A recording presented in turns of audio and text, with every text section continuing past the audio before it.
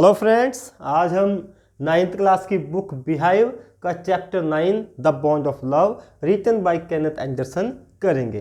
Kenneth Anderson एक Indian writer और hunter हैं। इनका जन्म सिकंदराबाद में हुआ है। बाद में ये बेंगलोर जाकर के रहने लगे थे। इन्होंने अपनी साउथ इंडिया के जंगलों में जो ट्रिप की थी, जो वहाँ पर एडवेंचर्स किए थे, क्योंकि ये हंटर तो थे, उनके बारे में अपनी किताबों में लिखा है। इस चैप्टर में केनेथ एंडरसन हमें बताना चाहता है, can there be a relationship, there be a bond of love, there be affection between human beings and animals. क्या पशुओं के और इंसानों के बीच में प्यार का, स्नेह का, अफेक्शन का संबंध स्थापित हो सकता है? And how it is possible, और ये कैसे पॉसिबल है। इस चैप्टर में केनेथ एंडरसन ने अपनी पत्नी ब्लूजम फ्लेमिंग, इनकी पत्नी का नाम था ब्लूजम फ्लेमिंग, और एक स्लॉथ बेयर के बीच में इतना गहरा डीप लव एक्सप्लेन किया है कि उसकी हम कल्पना भी नहीं कर सकते कि कैसे केनेथ एंडरसन की पत्नी और वह स्लॉथ बेयर एक दूसरे के प्रति कितने अट्रैक्शन में थे, कितना उनके बीच में प्यार था, कितना वो एक दूसरे के बिना रह नहीं सकते थे। इससे पहले कि हम चैप्टर शुरू करें, हम ये डिस्कस करें कि स्लॉथ बेयर्स की क्वालिटीज़ क्या होती हैं, इनकी कुछ फीचर्स क्या होती हैं। स्लॉथ का मतलब होता है आलसी, सुस्त। इनको सुस्त क्यों कहा गया, इनको स्लॉथ बेयर ही क्यों कहा गया? क्योंकि ये थोड़ा सा डिस्टेंस कवर करने में भी काफ़ी ज़्यादा समय लेते हैं, बहुत आराम से चलते हैं, बहुत ज़्यादा समय तक सोते हैं, यानी कि जागना बहुत कम होता है, सोना बहुत ज़्यादा होता है। इनके लॉन्ग शैगी हेयर, इनके जो बाल हैं वो बहुत बड़े होते हैं, इनको झबरीला हम कह सकते हैं, और इनके ऊपर फर टाइप में इनके बाल होते हैं। इनकी लॉन्ग मजल्स होती है, मजल्स बोलते हैं नाक के आगे के हिस्से को, थूतन बोलते हैं, थूतन, तो इनका वो भी बहुत लंबी मजल्स होती है। और ये ट्रॉपिकल रेन फॉरेस्ट, जो इंडिया के ट्रॉपिकल रेन फॉरेस्ट हैं वहाँ पर ये रहते हैं, ग्रासलैंड में रहते हैं। इनका वो इनहेबिटेंट है, यानी कि वहाँ पर ये निवास करते हैं। ये केवल ऐसे वाइल्ड एनिमल हैं जो अपने बच्चों को, अपने यंग वंस को अपनी बैक्स पे, अपनी कमर पे, अपनी पीठ पे बैठा करके घूमते हैं। इनका जो मेन फूड है वो टर्माइट्स है, दीमक। दीमक इनको बहुत पसंद है। इसके अलावा ये आंट्स, चींटियों को भी खा लेते हैं, और फ्रूट्स भी समय पे जो भी मिल जाए उसको ये खा लेते हैं। लेकिन इनका जो फेवरेट फूड है वो टर्माइट्स है। अब टर्माइट्स कहाँ मिलेगा आपको? या तो ये पेड़ों के अंदर मिलेगा, जिन पेड़ों में दीमक लग चुकी है, या बड़े बड़े जो मिट्टी के ढेले हैं आप देखते हो कि ये दीमक है, वहाँ पर मिलेगी। तो उनको कैसे ये ग्रैब करते हैं, कैसे खाते हैं, कैसे उनका पता लगाते हैं? कई फीट दूर से इनको अपने फूड के बारे में पता चल जाता है। ये ऐसे इन स्मेल जब करते हैं तो इनको पता चल जाता है कि उस जगह पर आंट्स है या टर्माइट्स हैं। और उस टर्माइट्स के जो घर के अंदर या उस पेड़ के अंदर कैसे अपने मुंह को ये घुसाएंगे, इसके लिए इनके पास एक स्पेशल क्वालिटी है। वो क्या है? जो इनके लिप्स हैं उसको ये एक ट्यूब बना लेते हैं, एक ट्यूब की फॉर्म में कर लेते हैं, और जहाँ भी इनको अपना फेस पहुंचाना होता है उस ट्यूब के माध्यम से वहां तक ये पहुंचा देते हैं, चाहे वो पेड़ के अंदर हो और चाहे वो किसी मिट्टी के ढेले के अंदर हो। बड़े बड़े पंजे होते हैं, उनसे ये ज़मीन को खोद देते हैं, उसको डिग कर देते हैं, और इस प्रकार से अपना फूड प्राप्त करते हैं। तो आइए जानते हैं कि इस चैप्टर में केनेथ एंडरसन को कैसे एक स्लॉथ बेयर मिला और उसने ये अपनी वाइफ को प्रेजेंट किया, और उसके बाद इसकी वाइफ और स्लॉथ बेयर के बीच में किस प्रकार का रिलेशन डेवलप हो गया। जैसा कि आपको पता है कि जो केनेथ एंडरसन है वो एक हंटर रहे हैं और हंटिंग ट्रिप पे जाते रहते थे। तो एक बार क्या हुआ कि वे मैसूर चले गए, और मैसूर में वहाँ पर शुगर केन, गन्ने के खेत थे, उसके पास से गुजर रहे थे। तो केनेथ एंडरसन जो राइटर है और उसके साथियों ने देखा कि some people were driving away wild pigs from their fields, कि जो कुछ लोग हैं वो क्या कर रहे हैं, अपने खेतों से वाइल्ड पिग्स, जंगली सुअर जो है उनको भगा रहे हैं। कुछ को शॉट कर दिया है, कुछ को मार दिया है, और कुछ को नहीं मारा है। उनको शूटिंग करके, उनके पास हथियार है, उनसे शूट करके उनको भगा रहे हैं। उनको अपने खेतों को उनसे बचा रहे हैं। लेकिन तभी अचानक क्या होता है, केनेथ एंडरसन को एक स्लोथ बेयर खेत से बाहर भागता हुआ दिखाई देता है और केनेथ एंडरसन के पास ऐसा कोई भी रीजन नहीं था कि इसको मार गिराया जाए, कि इसको मारा जाए। तो केनेथ एंडरसन ने उसको मारने का इरादा छोड़ दिया, उसको शूट करने का इरादा छोड़ दिया और अपने फ्रेंड्स को भी रोका। और इससे पहले के वे कुछ और कहते, one of the companions of Kenneth Anderson shot the sloth bear. इसके एक साथी ने उस बेयर को मार दिया। ये 2 साल पहले की बात आपको केनेथ एंडरसन बता रहे हैं, जब वे इस कहानी को लिख रहे थे, इस घटना को लिख रहे थे। उससे 2 साल पहले ये इंसिडेंट हुआ था।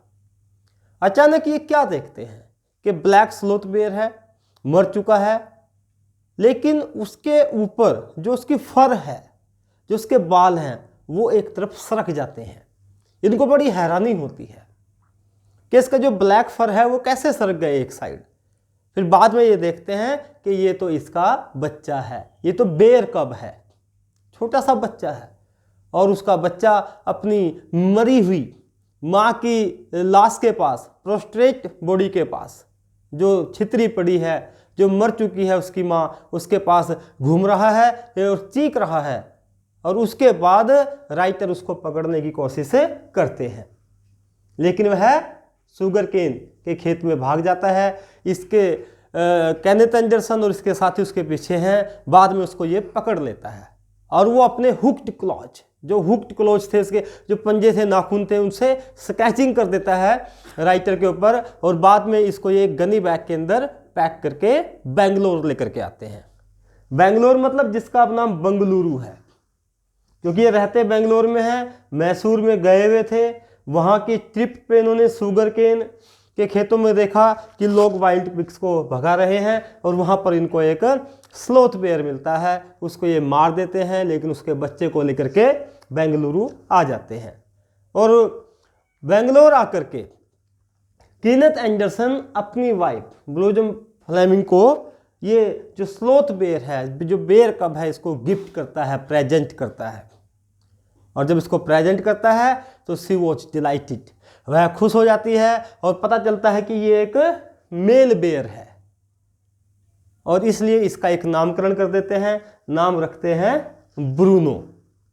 आपकी जानकारी के लिए बता दूं कि स्लोथ बेयर को हनी बेयर और हिंदी में भालू के नाम से भी जाना जाता है। स्लोथ बेयर कब, अब केनेथ एंडरसन अपने घर ले आए हैं, अभी छोटा सा बच्चा ही है। तो शुरू में ये बोतल से मिल्क ड्रिंक करता है, यानी कि बोतल वाला दूध इसने पीना शुरू किया। और कुछ ही दिनों में क्या क्या खाना पीना शुरू कर दिया, आप सोच करके और सुन करके और देख करके हैरान हो जाओगे। इसने अल्कोहल पीनी शुरू कर दी, बियर पीनी शुरू कर दी, milk, tea, coffee, lime juice, aerated water, जो सोडा वाटर आप बोलते हो, बटर मिल्क, ये सारी चीज़ें इसने एंजॉय करना शुरू कर दिया। उसके बाद पॉरिज, पॉरिज क्या होता है, दलिया, जैसे आप ओट्स वगैरह का दूध मिक्स करके बनाते हो पॉरिज, वो इसने खाना शुरू कर दिया। उसमें कुछ भी इंग्रेडिएंट्स हों, कुछ भी उसमें मिला हुआ हो, वेजिटेबल्स, फ्रूट्स, नट्स, मीट, और मीट भी किसका, स्पेशल पोर्क। पोर्क क्या होता है, मीट ऑफ पिग्स, जो सुअर का मांस होता है। और कड़ी, राइस, चिल्ली, ब्रेड, अंडे खाना शुरू कर दिया, chocolate, sweets, pudding, ice cream, everything, जो भी इसको मिला वो इसने खा लिया। और इसने अपने बचपन के दिन इस प्रकार से, जो ऑथर है उसके घर की किचन में जा कर के, खेल करके, कूद करके ऐसे बिताए। और ये उसके बाद कहाँ चला गया, उसके बाद ये सोने के लिए प्रयोग करता था इनके घर के बेड, इनके घर के बेड में ये जाकर के सो जाता था। इस प्रकार से जो स्लोथ बेयर है, जो बेयर कब है, जो अब राइटर के घर पर है, तो वह राइटर के घर पर 2 अल्सेशियन डॉग्स, जो जर्मन शेफर्ड डॉग्स होते हैं, उनके साथ बड़ा अटैच हो गया था। और ये अटैच हो गया था इनके बंगले पे कुछ किराएदार रहते थे, उनके बच्चे थे, उनके साथ भी ब्रूनो बहुत ज़्यादा घुल मिल गया था। अब एक दिन का इंसिडेंट राइटर हमें एक्सप्लेन करता है कि एक दिन क्या हुआ। राइटर ने अपनी लाइब्रेरी में बेरियम कार्बोनेट रखा हुआ था, जो एक प्रकार का पॉइजन है। और क्यों रखा हुआ था? टू किल रैट्स, चूहों को मारने के लिए। अब ब्रूनो ने क्या किया? ब्रूनो ने लाइब्रेरी में एंटर किया और वहां से वो बेरियम कार्बोनेट खा लिया। ही एट बेरियम कार्बोनेट। अब बेरियम कार्बोनेट खाने के बाद क्या होता है? पैरालिसिस, लकवा हो जाता है, वॉमिटिंग, और जो हमारी सांसें हैं वो बहुत तेज चलने लगती हैं, हैवी ब्रीथिंग, और हीविंग फ्लैंक्स। हीविंग फ्लैंक्स का मतलब क्या है? जो हमारे पेट के ठीक नीचे ये हिस्सा है, ये अंदर बाहर होना, ज़्यादा तेज गति से सांस लेना, ये सब प्रॉब्लम्स ब्रूनो को हो गई। अब उसके लिए चलना मुश्किल हो गया। उसने बड़ी मुश्किल से अपने आप को ड्रैग किया, अपने आप को सर्क करके, खींच करके राइटर की वाइफ के पास चला गया। और ये बहुत ज़्यादा घबरा गई। इसने केनेथ एंडरसन को बुलाया कि देखो क्या हो गया है, और तभी केनेथ एंडरसन ये बात समझ गए कि इसने बेरियम कार्बोनेट खा लिया है, जिसकी वजह से इसको पैरालिसिस हो गया है। अब वह तुरंत दौड़े किसके पास? वेटरनरी डॉक्टर के पास, कि हमारे पास ऐसे एक टेम बेयर है, उसने बेरियम कार्बोनेट खा लिया है, इस स्थिति में क्या किया जाए। और वेटरनरी जो डॉक्टर है उसने अपनी किताबें निकाली, और किताबें निकालते हुए पूछने लगा, हाँ क्या खाया था इसने? अच्छा, बेरियम कार्बोनेट। उसने देखा कि बेरियम कार्बोनेट खाने के बाद क्या सिम्पटम्स हो सकते हैं, और सिम्पटम जो हैं वो क्या है? पैरालिसिस हो सकता है, वॉमिटिंग आ सकती है, हैवी ब्रीदिंग हो सकती है। वो सब लक्षण ब्रूनो के अंदर थे। तब उन्होंने इसका ट्रीटमेंट देखा, और ट्रीटमेंट क्या था कि भाई इसको इंजेक्शन देना पड़ेगा, इसका ये एंटीडोट देना पड़ेगा, ये इसको दवाई देनी पड़ेगी। तभी उसने एक बड़ी सी सिरिंज ली, उसमें दवाई भरी, और दवाई कितनी फिल की उसमें? 10 सीसी। सीसी का अर्थ होता है क्यूबिक सेंटीमीटर। जो लिक्विड मेडिसिन होती है उसको हम सीसी में मापते हैं। तो 10 सीसी एंटीडोट लिया, और उनको कहा कि इसको पकड़ लो, क्योंकि जब सिरिंज अंदर जाएगी तो ब्रूनो चीखेगा। उन्होंने उसको पकड़ लिया, और वो पूरी की पूरी दवाई विदाउट वेस्टिंग अ ड्रॉप उसके अंदर डाल दी। लेकिन 10 मिनट तक वेट किया, कोई ज़्यादा सुधार नहीं हुआ। 10 मिनट के बाद 10 सीसी एंटीडोट ऑफ मेडिसिन दोबारा फिर उसको दी गई, दोबारा फिर एक इंजेक्शन दिया गया, और लगभग आधे घंटे के बाद ब्रूनो बिल्कुल ठीक हो गया।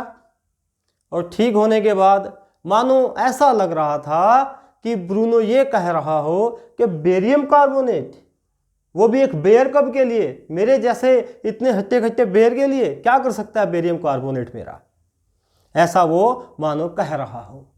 एक इंसिडेंट और हुआ। वो इंसिडेंट क्या था कि राइटर ने अपनी कार से, स्टूडबेकर इसकी कार का नाम है, जो एक अमेरिकन कार है, अमेरिकन कार को स्टूडबेकर भी कहते हैं, उसमें से जब कार हो, गाड़ी हो, आपकी व्हीकल हो, कुछ गंदा तेल निकलता है, तो बेकार ऑयल राइटर ने निकाल के रखा हुआ था। किस लिए? कि जो टर्माइट्स हैं, जो दीमक हैं, उनको मारा जा सके। लेकिन ब्रूनो ने क्या किया? 1 gallon of old engine oil, जो पुराना वो इंजन का तेल था, उसको पी लिया। लेकिन इसका ब्रूनो के ऊपर कोई ज़्यादा खास प्रभाव नहीं पड़ा, इसके कोई उसको पर ज़्यादा उसको दिक्कत नहीं हुई। अब जो ब्रूनो है वह और बड़ा हो गया। धीरे धीरे ऐसे ही महीने गुजरते चले गए, ब्रूनो बड़ा हो गया, और ब्रूनो का नाम अब बदल करके क्या रख दिया गया? अब इसका नाम बदल करके रख दिया गया बाबा, जो एक हिंदुस्तानी वर्ड है, और जिसका नाम है, जिसको कहते हैं एक छोटा सा बॉय, अ स्मॉल बॉय। इस प्रकार से इसके नाम को बदल करके ब्रूनो से बाबा कर दिया गया। अब ब्रूनो से बाबा नाम रखना पड़ा, क्यों रखना पड़ा? क्योंकि अब वह इतना बड़ा हो गया था, जितने बड़े वो एल्सेशन डॉग्स थे, जो जर्मन शेफर्ड डॉग्स थे इनके यहाँ, उनके इक्वल हो गया था, बल्कि उनसे भी बड़ा हो गया था। और जो केनेथ एंडरसन की वाइफ है और जो बेयर है, आपस में एक दूसरे को बहुत प्यार करते थे, और इतना प्यार करते थे कि वो अब एक दूसरे के बिना रह ही नहीं पाते थे।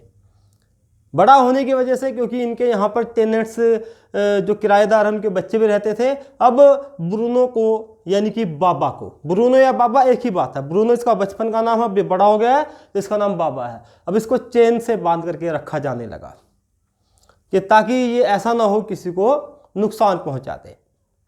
कुछ एक्टिविटीज हैं इसकी जिसको सिखाई गई है, जैसे अक्सर बच्चे को भी सिखाते हैं।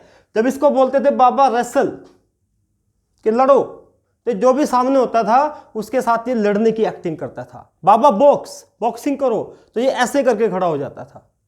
इसको बोलते थे बाबा होल्ड गन, ये कोई भी स्टिक उठाता था और इसको गन की तरफ पॉइंट करता था कि जैसे ये गन है और दूसरी की तरफ इसको पॉइंट किया हुआ है। इसको बोलते थे बाबा वेयर्स बेबी, बाबा बेबी कहाँ है? तब ये क्या करता था, किसी भी एक पीस ऑफ वुड, लकड़ी का पीस उठाता था और उसको ऐसे झुलाने लगता था जैसे कि ये एक बेबी हो। इस प्रकार से इसकी काफ़ी सारी एक्टिविटीज़ हैं जो राइटर ने हमें बताई हैं। अब राइटर का लड़का और कुछ दोस्त, उन्होंने मिलकर के ब्लूजम फ्लेमिंग को कहा, जो राइटर की वाइफ है, कि इसको अब घर पे रखना ठीक नहीं है, ये बहुत बड़ा हो गया है, तो क्यों ना इसको मैसूर के चिड़ियाघर में, जू में इसको वहाँ पर भेज दिया जाए। कुछ हफ्ते इसी प्रकार की एडवाइस उसको देते रहे, सलाह देते रहे, और आखिरकार ये सहमत हो गई, एग्री हो गई कि चलो ठीक है, इसको वहाँ पर भेज देते हैं, अब ये काफ़ी बड़ा हो गया है। तभी तुरंत राइटर ने एक लेटर लिख दिया, किसको? मैसूर जू के क्यूरेटर को। क्यूरेटर कौन होता है? जो जू टेकर होता है, जो चिड़ियाघर की रखवाली करता है, वहाँ देखभाल करता है, उसको लेटर लिख दिया तुरंत। और क्यों लिख दिया लेटर? कि कहीं मेरी पत्नी अपना विचार न बदल दे। और वहाँ से रिप्लाई में आंसर आ गया कि यस, तुम भेज सकते हो यहाँ पर, क्योंकि इसने कहा था कि हमारे पास इस प्रकार से एक टेम बेयर है और हम उसको आपके पास रखना चाहते हैं, कि आपको ज़रूरत है किसी बेयर की? उधर से क्यूरेटर का रिप्लाई आया कि यस यू कैन सेंड। और चिड़ियाघर से एक लॉरी भेज दी गई, एक पिंजरा भेज दिया गया, केज भेज दिया गया, उसमें बाबा को डाल करके कहाँ पे ले जाया गया? चिड़ियाघर में ले जाया गया, क्योंकि ये बेंगलोर रहते हैं और मैसूर में चिड़ियाघर है, 87 किलोमीटर का डिस्टेंस है, वहाँ पर उसको इस प्रकार से लेकर के जाया गया। उसके कुछ दिनों बाद तक तो राइटर की वाइफ रोती रही, कुछ भी खाया पिया नहीं, परेशान रही, फ्रेटेड, बहुत चिंता करती रही, और वहाँ पर लेटर लिखती रही कि कैसा है वो, बाबा कैसा है। उधर से भी रिप्लाई आया कि यहाँ पे भी सेम कंडीशन है, ना तो कुछ खा पी रहा है अच्छे से, और बड़ा उदास है, बड़ा परेशान है। इस प्रकार से हमने देखा कि जो बाबा है वो कहाँ पर जू में किस प्रकार से चला गया है और जू में उसकी क्या स्थिति है। अब बाबा मैसूर के जू में है और राइटर, उसका परिवार बेंगलोर में है। तो राइटर की वाइफ बड़ी परेशान रहती है, रोती रहती है, इवन के जो भी मैसूर जाता है उसको पूछती है कि बाबा के बारे में जाकर के पता करके आना कि कैसा है। और वे आकर के बताते हैं कि वह ठीक है लेकिन उदास है और पतला भी हो गया है, पहले से कमज़ोर भी हो गया है। अब नरेटर की वाइफ वहाँ पर जाने की जिद करने लगी और लगभग 3 महीनों तक राइटर ने किसी तरह से मैनेज किया और नहीं ले जा पाया उसको। लेकिन एक दिन तो इसकी वाइफ ने बोल ही दिया कि आई मस्ट सी बाबा, मैं बाबा को देखने जा रही हूँ, आप मुझे या तो गाड़ी से लेकर के चलो और नहीं लेकर के जाओगे तो मैं अपने आप चली जाऊँगी। और तब नरेटर, ऑथर, राइटर अपनी वाइफ को गाड़ी से लेकर के वहाँ पर चला गया। अब ये बेंगलोर से कहाँ जा रहे हैं? मैसूर। किसको मिलने? बाबा को मिलने। लोगों ने गैस किया, अनुमान लगाए कि अब तो काफ़ी समय हो गया है, और बाबा शायद इसको ना पहचाने, क्योंकि एनिमल्स के बारे में ये माना जाता है कि कुछ एनिमल्स इतने समय के बाद भूल जाते हैं, कुछ इतने समय के बाद भूल जाते हैं। तो ऐसा माना गया कि बाबा जो राइटर की वाइफ है उसको नहीं पहचानेगा। लेकिन जैसे ही कुछ दूरी से बाबा ने राइटर की वाइफ को देखा, वह खुश हो गया, जंपिंग करने लगा, और इधर से राइटर की वाइफ ने भी उसको पेट किया, उसको थपथपाया, और अगले 3 घंटे तक राइटर की वाइफ बाबा के पास से नहीं हिली। उसको केक दिया खाने के लिए, लाइम जूस दिया, चॉकलेट दी, पता नहीं क्या क्या उसको खाने के लिए दिया, और तभी जू के बंद होने का समय आ गया। लेकिन ये जाने को तैयार नहीं हुई, मैं वापस नहीं जाऊंगी। और इसने क्यूरेटर से रिक्वेस्ट की कि क्या मैं अपने बाबा को वापस ले जा सकती हूँ। क्यूरेटर ने कहा no, this is the government property, अब तो ये सरकारी संपत्ति है, सरकार की प्रॉपर्टी, आप इसको नहीं ले जा सकते। लेकिन हाँ, एक हो सकता है, अगर आप इस जू के सुपरिंटेंडेंट से मिलकर के बात करें, वो अलाउ कर दे, तब मैं इसको वापस भेज दूंगा। अब पूछा कि सुपरिंटेंडेंट कहाँ है। सुपरिंटेंडेंट रहते हैं बेंगलोर में। बेंगलोर से भी मैसूर गए थे 87 किलोमीटर। अब इन्होंने डिसाइड कर लिया, अब ये बेंगलुरु आते हैं मैसूर से वापस। And the superintendent was a kind hearted person, he allowed at once, उसने अलाउ कर दिया, ठीक है आप ले जाओ। और अलाउ ही नहीं किया, बल्कि ये भी कहा कि वहाँ से आपको एक केज भी मिलेगा, एक पिंजरा भी मिलेगा, और लॉरी भी मिलेगी, जो आपको वापस आपके घर बेंगलुरु में मैसूर से आपके बाबा को वापस लेकर के आएंगे। सुपरिंटेंडेंट की परमिशन मिल गई, क्योंकि ये बेंगलोर आए थे, बेंगलोर से परमिशन लेकर के फिर मैसूर गए, और मैसूर से इनको लॉरी मिली, उसके ऊपर केज रखा गया, केज के अंदर बाबा को रखा गया, उसके बाद इसको लेकर के आया गया। अब समस्या एक थी कि बाबा को यहाँ पर रखा कैसे जाए, क्योंकि बाबा अब और बड़ा हो गया था, अब उसको ओपन नहीं रख सकते थे।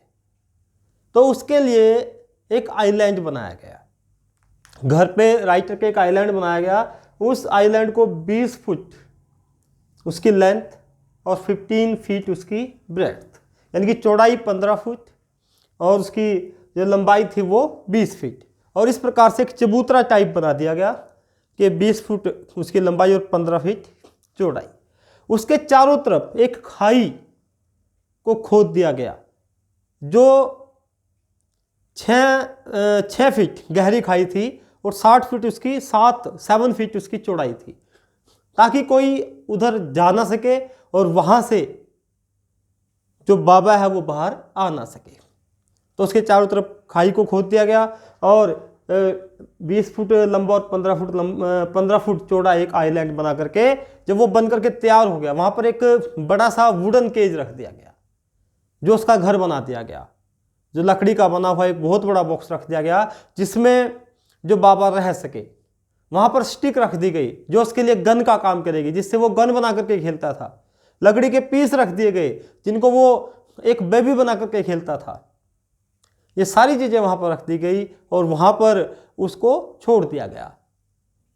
अब वहाँ पर राइटर की वाइफ कैसे जाएगी, क्योंकि चारों तरफ तो खाई खोद दी गई है।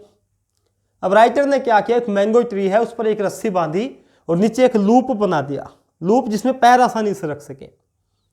इसकी वाइफ क्या करती थी, एक पैर उसमें रखा लूप में, और यहाँ से प्रेशर दिया, और एकदम से कहाँ पे, आइलैंड पे पहुँच गई। वहाँ पर बाबा के साथ समय बिताने के बाद फिर वहाँ से उसी रस्सी पर पैर रखा और प्रेशर दिया और वापस आ गई। इस प्रकार से ये कहानी यहाँ पर समाप्त हो जाती है। तो राइटर हमें एक मैसेज देना चाहता है। मैसेज ये है कि जो एनिमल्स हैं उनके अंदर भी इमोशंस होते हैं। ऐसा नहीं है कि उनके अंदर इमोशंस नहीं होते। नहीं तो एक बेर जो कितना डेंजरस हो सकता है, उसको भी प्यार से कैसे रखा गया है, ये इसमें हमें बताया गया है। आई होप आपको पूरी कहानी समझ में आ गई होगी। वीडियो को लाइक करना, शेयर करना मत भूलिएगा। चैनल को सब्सक्राइब नहीं किया है तो सब्सक्राइब कर दें। रेड बेल आइकन को जरूर प्रेस करें ताकि आने वाले वीडियोज़ के नोटिफिकेशंस आपको मिलते रहें। Thank you and have a nice time.